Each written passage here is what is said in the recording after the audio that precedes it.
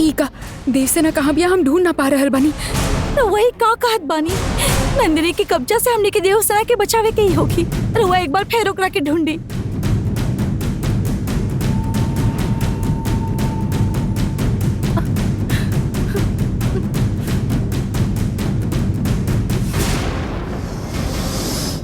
जब तक हम तू लोग क्या के ना बताई तब तक तू लोग ही लड़की के छोड़ के मत जाइए।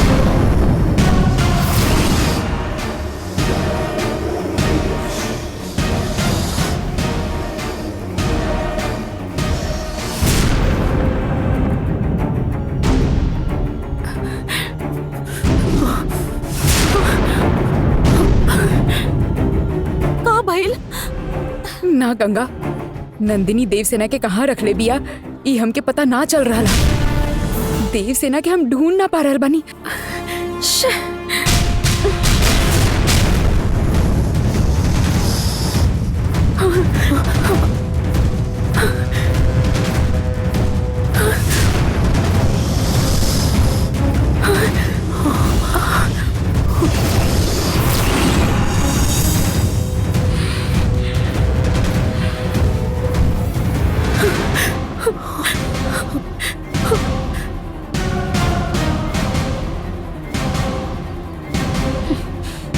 चलो।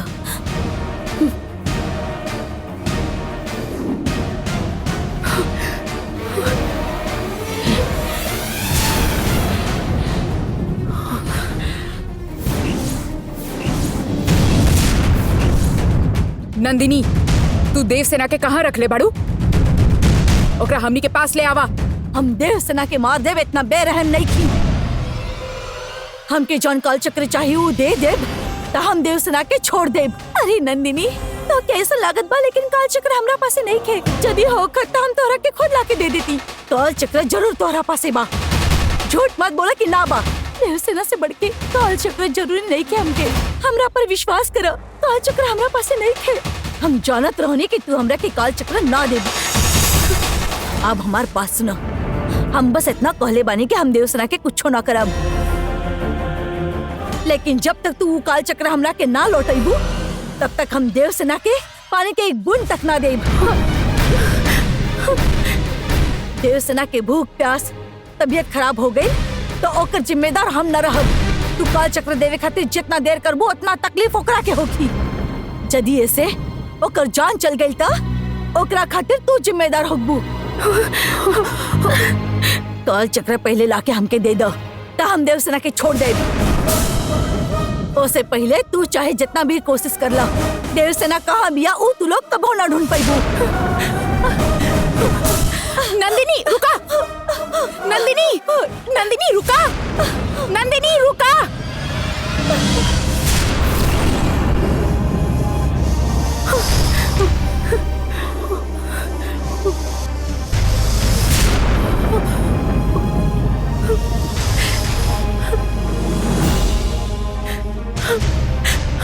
गंगा, जब तक काल चक्र ना मिल जाए तब तक देवसेना के ना बचा सके नहीं हमनी। काल चक्र तहरे पास ना हा, बाकी हमनी के ना पता कि वो कहाँ हा।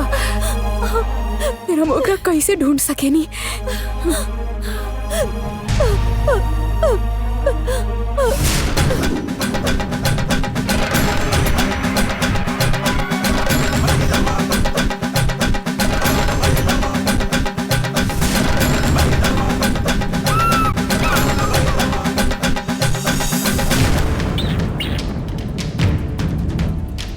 रउआ हमरा हाथ में ई जे पंछी रखले बनी, ई कौन सन पंछी है भैया?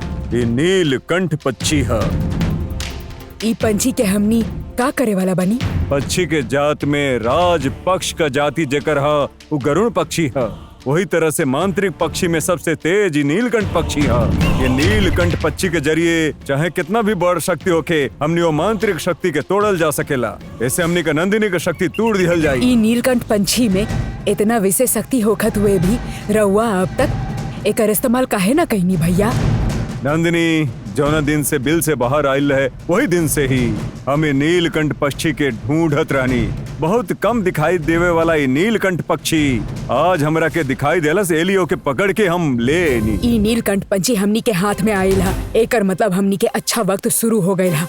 अब रवा ही बताई कि ई पंछी के आखिर करे के कहा, हम उहे करब। ये पक्षी का एक एक पंख निकाल के ओके पानी में डाला।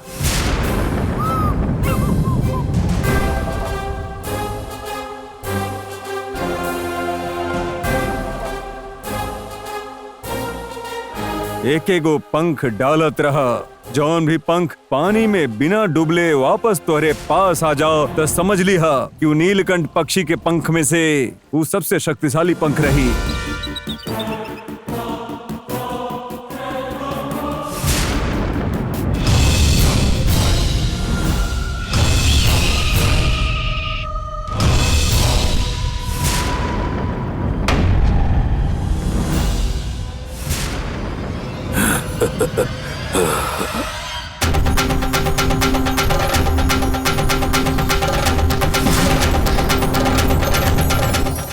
माधवी, उहे ऊ शक्तिशाली पंख ओके पकड़ ला।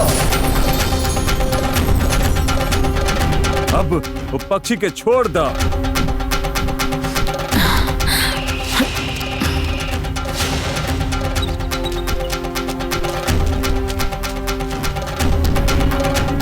नीचे रखल गए हल्दी का धागा निकाल के उसे पंख के बांध दा।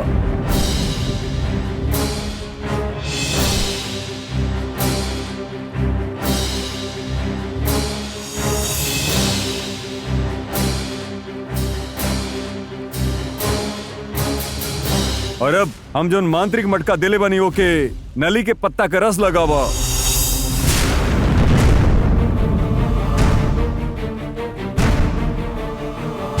लगावत नहीं भैया। और अब वैसे ही वहाँ पर जौन बिल का मिट्टी है वो और हल्दी कपूर इमली ये सब चीज भी वो मांत्रिक मटका पे लगावा।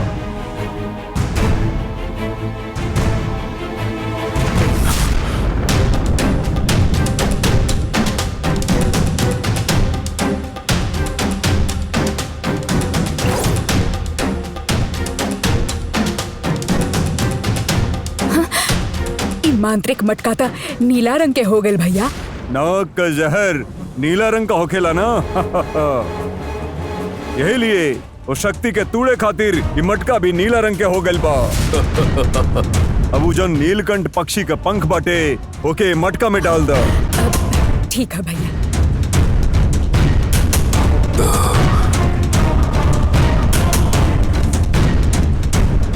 मटका के मुंह के कपड़ा लेके ढक दो।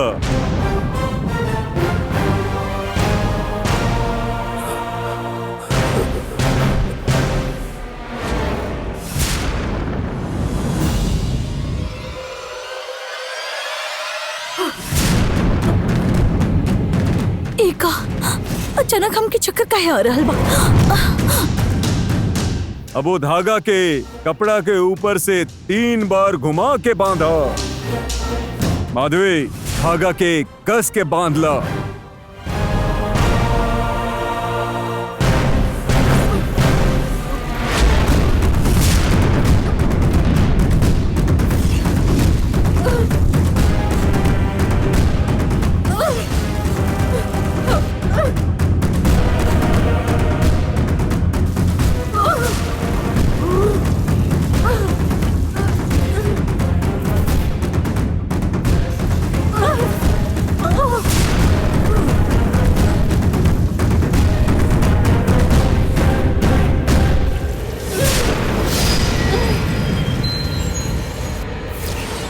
अबे मांत्रिक मटका के ये गड्ढा में अच्छा से दफना दो।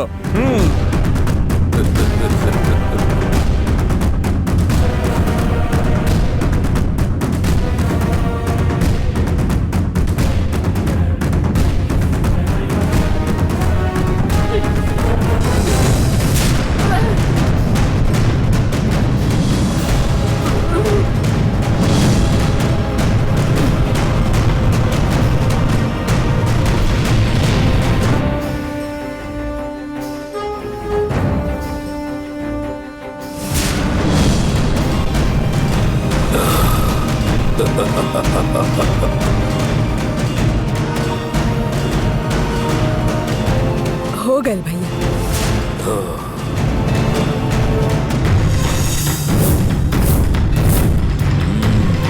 नंदिनी के अब कैद कैले बानी यहाँ। 20 साल पहले भी नंदिनी के मांत्रिक बंधन में बांध के बिल में जैसे बंद कैले रहनी, वैसे ही अब ये मांत्रिक मटका में नीलकंठ पक्षी का पंख रख के हमरा मांत्रिक शक्ति से 3 गांठ में बांध के नंदिनी के पूरा तरह से कैद कर रख ले बानी।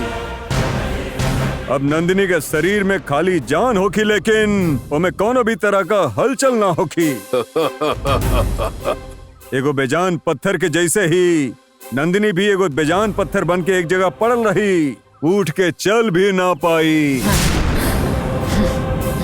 हमके दलदल में जिंदा दफनावे वाला वो नंदिनी के हम जिंदा समाधि गाड़ देले बानी।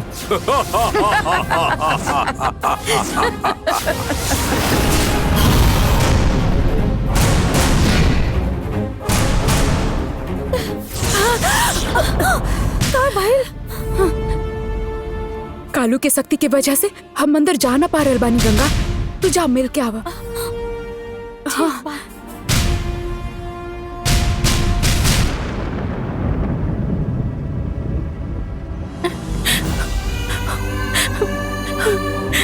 का भइल गंगा, काहे रोवत तारू? उठा। नंदिनी देवसेना के उठा के ले गेल पिया। देवसेना के कहाँ रख ले बा पता नहीं के। नंदिनी देवसेना के कुछ करे ऐसे पहले रहुआ ओकरा के बचावे के होगी। नंदिनी देवसेना के उठा के लेके गई बिया। बच्चों के तकलीफ दे वाला काम नंदिनी कब्बो न करी गंगा। गंगा जी कह रहल बिया उ साचा। नंदिनी खुद गंगा बन के स्कूल गईली और देवसेना के वजह से लेके कहीं छिपा रख ले बिया। ओकरा बादू महल में आयल रहली और काल चक्र मिले के बाद हम देवसेना के छोड़ा बैसन धमकी देके चल गई बिया।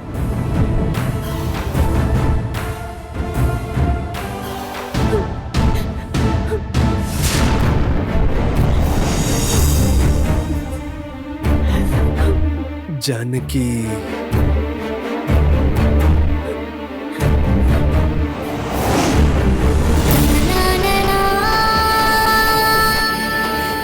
नंदिनी नाम के मुसीबत से परिवार के बचाए खातिर आत्मा लोक से गंगा हमके हिजा बुलैले भी और सीता के शरीर में आए खातिर कहली। हम अपन शक्ति के जरिए देवसेना के पता लगा के बहुत कोशिश कर रहल बानी, बाकी ढूंढ ना पा रहल बानी। बाकी देवसेना कहाँ बिया एक कर पता न चल पाए। नंदिनी ई तरह ओकरा छिपा के रख ले बिया। देवसेना के बचाए के काम रहुआ के अलावा और केहू ना कर सकेला। देवसेना के मुसीबत से सिर्फ रहुआ ही बचा सकेनी। ओकरा के थोड़ा सा भी भूख बर्दाश्त ना होखेला। स्कूल खत्म होखे के बाद यदि तू घर ना पहुंचती तो सब लोग डर जाएंगे। उससे पहले रहुआ ओकरा के वापस ले आई। ठीक बा, तू घबरावा मत। नंदिनी कहाँ भी है, हम देखता नहीं और बात करता नहीं। आवा।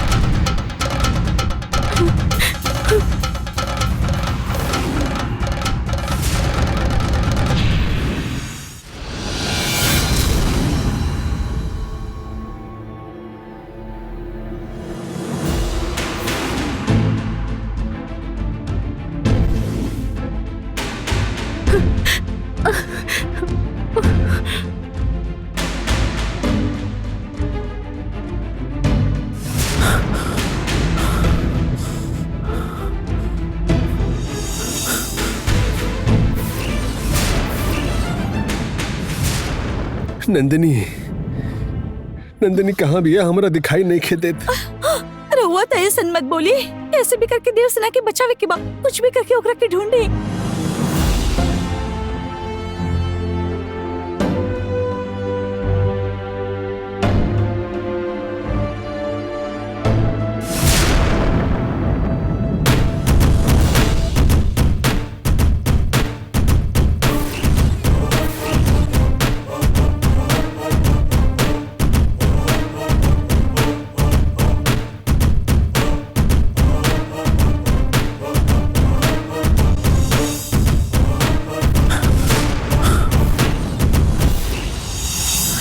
नंदिनी, हमके तहरा से बात करे के हा, तू कहाँ बाड़ू?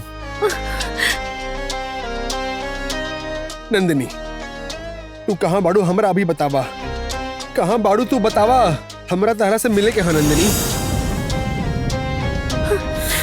हम नंदिनी के देख न पावतनी और बात भी न कर पावतनी।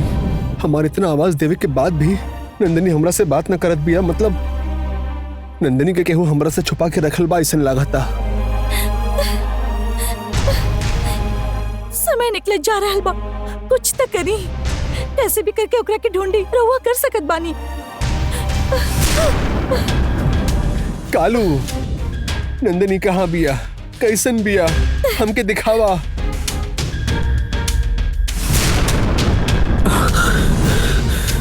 नंदिनी कोनो मुसीबत में बिया। नंदिनी यदि मुसीबत में होगी तो देवसेना के हमने कैसे ढूंढ पाई? कैसे भी करके दोनों के बचावे के होगी। वो कहाँ बिया हमरा नइखे दिखाई दे, फिर हम नंदिनी के कैसे ढूंढ सकेनी? हम उन दोनों के कैसे बचाई? और ये मुसीबत में कालू भी रास्ते ना दिखावत बाड़े हैं, तब फिर के मदद करी? हम कर सके नहीं।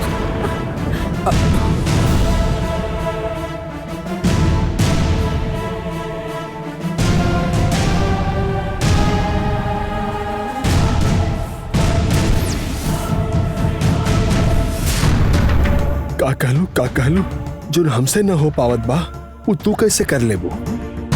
कर सके नहीं, काहे कि हमार आत्मा के पास अमानुष शक्ति है।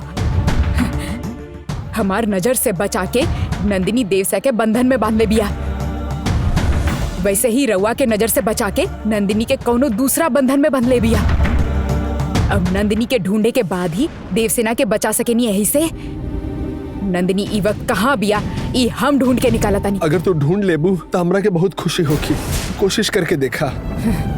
हम जब नंदिनी के ढूंढ ले बोकरा बाद रउआ नंदिनी से देवसेना के बचा के हमनी के हाथ में दे ऐसन वचन दी। अगर रउआ वचन देनी तो ही हम नंदिनी के ढूंढ निकालब।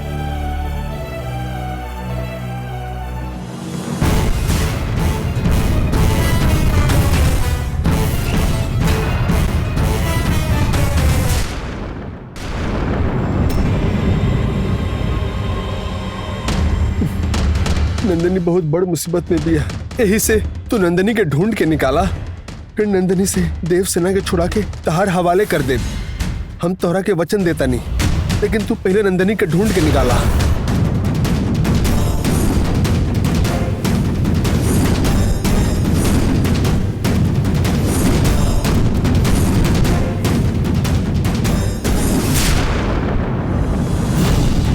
नंदिनी कहाँ बिया? नंदिनी पार्वतीपुरम के जंगल में कौनो जगह पे बिया।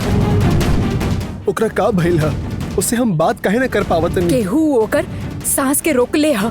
मांत्रिक शक्ति से जैसे बोलती बंद कर दिहल गल हो, वैसे ही सांस बंद है। सांस बंद करके रख ली बनी तो आप का करब? जानवरन के सांस में प्राणन, अबानन, व्यानन, उदानन, समानन, नागनन, कूर्मन, श्रीगरन, वेदांत ऐसन प्राण वायु रहेला। इनकरा में से केहू एक के सांस नंदिनी के दिहल जाए ता नंदिनी के सांस फिर से चले लग जाए। कोनो जीव के मदद से पुनर्जन्म नाम के प्राण वायु ओकरा दिहल जाए, नंदिनी के धड़कन फिर से शुरू हो जाए।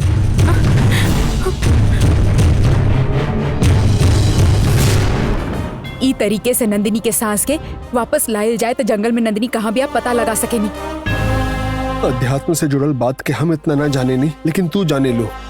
आत्मशक्ति के ई होशियारी के देख के हमके हैरानी होत बा। नंदिनी के खोजे खातिर जौन भी कर सकेलू वो अभी करा। हमके एगो पूरा नारियल चाहिए। पूजा घर में बा, जाके लेके आवा।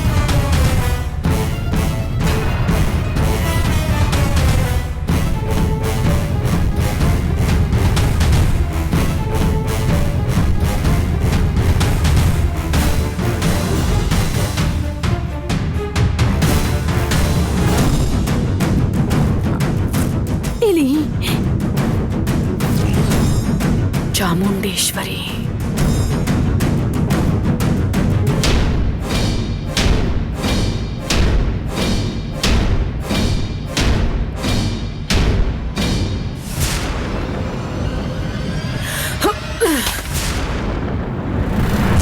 नंदिनी, हम तहरा खातिर इन नारियल के फोड़ले बानी। इन नारियल के खाए वाला जौन भी जीव रही ओकरा अपन सांस के एक हिस्सा नंदिनी के देवे के होखे ऐसन एगो पतिव्रता आत्मा तोहके आदेश दे रहल हा। नंदिनी तू जहाँ कहीं भी बाड़ू तोहके प्राण वायु दे के तोहके बचाए खातिर कौनो एक जीव ओहिजा आई।